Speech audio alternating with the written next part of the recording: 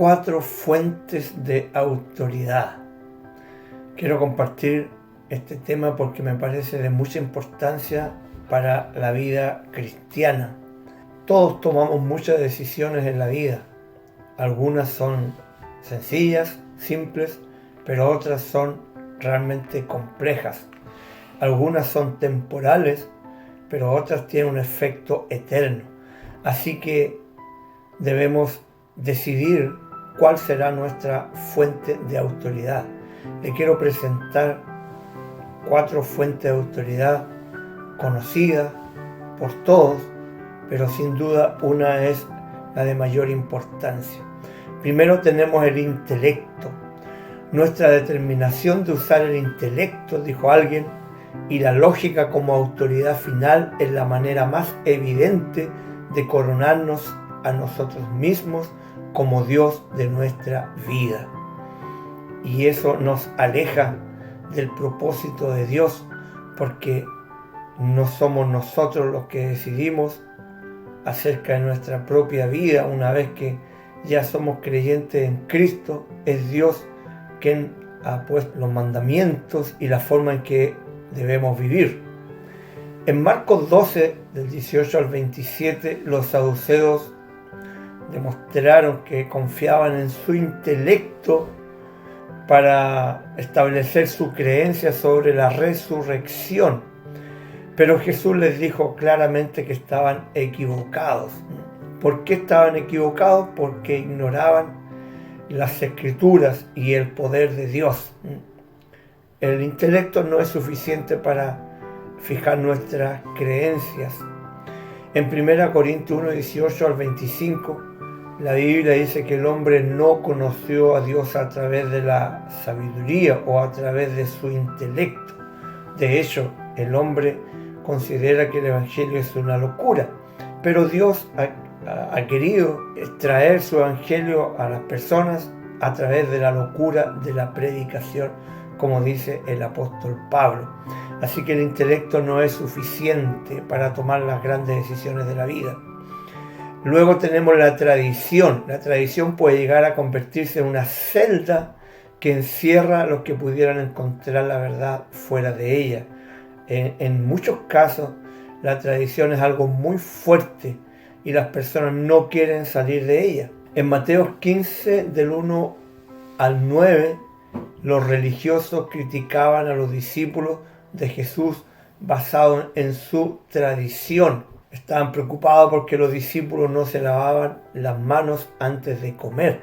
Y ahí Jesús los confrontó y en verdad los reprendió a ellos, a los religiosos, porque ellos anulaban la verdad de Dios por su tradición.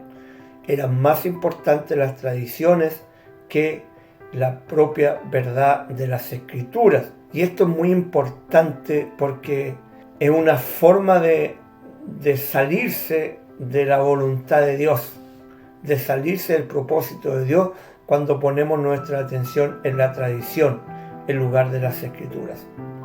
Luego tenemos la experiencia. Muchas de las religiones que han surgido en el mundo tienen su base en alguna experiencia que han tenido las personas y desafortunadamente experiencias ajenas a las Escrituras, y ellos han montado toda una enseñanza, una religión basada en eso. No todas las experiencias son malas, hay experiencias que nos ayudan para no volver a cometer los errores del pasado.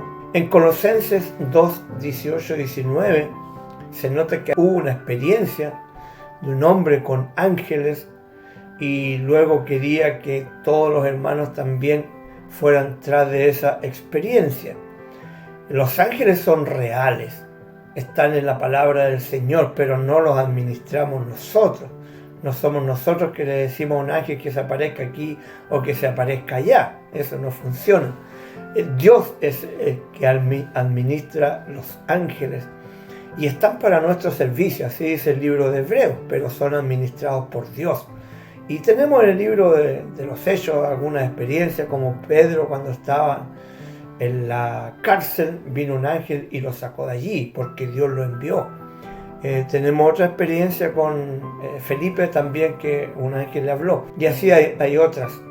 pero no ofrecemos culto a los ángeles, ni estamos orando a los ángeles, ninguna de esas cosas, porque no son bíblicas. Así que una experiencia en sí misma no es confiable para establecer una verdad. ¿Cuál es la fuente final entonces para un cristiano, para un hijo de Dios, para que tome sus decisiones? Sin duda son las Sagradas Escrituras, una lectura con una mente abierta de la palabra del Señor, leyendo el contexto para que el contexto nos diga lo que quiere decir el versículo o la frase o el párrafo o incluso la palabra, es muy importante y allí deben estar basadas nuestras decisiones. Dios nos dio una mente para pensar, no es que no tengamos que pensar. De hecho, la Biblia dice que debemos pensar como adultos. Las experiencias del pasado no son malas, nos pueden ayudar en el presente, y no todas las tradiciones tampoco son malas. Hay tradiciones familiares que son muy buenas, que nos ayudan. En nuestro caso, era la tradición comer todos en la mesa. No como se usa hoy día en muchas familias, donde cada uno toma su plato y se va a su pieza o a su cuarto a comer. Eso no existía en nuestra familia, era impensado. ¿Por qué? Porque todos comíamos en la mesa, desayuno, almuerzo, once, los que estuviesen en casa.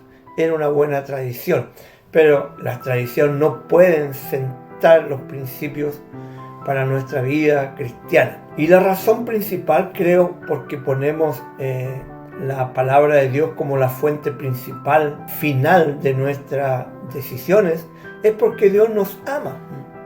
Es porque lo que está aquí es lo que Dios ha hablado, es lo que Dios ha querido decir. Ninguna palabra más, ninguna palabra menos. Lo que el Señor quiso decir es lo que está aquí en las Escrituras. Y el amor de Dios no se puede cuestionar. Entonces, lo que tenemos aquí es para nuestro bien. Cada persona ojalá debiera leer la palabra del Señor y orientar su vida a través de ella, porque allí el Señor nos muestra la salvación en Cristo y la vida eterna. No hay otro libro que nos muestre la forma de alcanzar la salvación y la vida eterna en Cristo Jesús. Bueno, en 1 Timoteo 3:16 el apóstol Pablo le dice a Timoteo que las Escrituras, que toda la Escritura es inspirada por Dios. Toda la Escritura del Antiguo Testamento. Jesús dio testimonio de eso. Jesús dio testimonio de que el Antiguo Testamento era la palabra del Señor. Cuando fue confrontado por el diablo en la tentación, entonces Jesús dijo esta frase que es muy característica: escrito está. Y de esa manera él se defendió de la tentación y fue victorioso. En 2 de Pedro dice que los santos hombres de Dios hablaron siendo inspirados por el Espíritu Santo. Una vez más, ratificando el origen divino de las Sagradas Escrituras. Y en 1 de Tesalonicenses, capítulo 2, versículo 13, el apóstol Pablo elogia a los hermanos de esa iglesia porque recibieron la enseñanza según es en verdad la palabra de Dios. No como palabra de hombre, dice el apóstol, sino que la iglesia recibió la enseñanza, recibió sus palabras como la palabra de Dios, como lo que eran en realidad. Así que está comprobado, tanto internamente como externamente, que la Biblia es la palabra de Dios. Las profecías cumplidas son un tremendo aval de las Escrituras. Bueno, ¿en quién confiará usted entonces para tomar las decisiones en su vida, tanto en lo temporal como en lo eterno? Dice Hebreos 4:12, la palabra de Dios es viva y eficaz. Necesitamos conocer la palabra del Señor y guiarnos por la palabra de Dios para que nuestra vida sea lo que Dios quiere que sea. Estamos renovando nuestra mente por la palabra de Dios. Y es tan importante porque en la medida que renovamos nuestra mente a la palabra de Dios, el diablo tiene menos campo para estropear nuestra vida. Que el Señor les bendiga grandemente.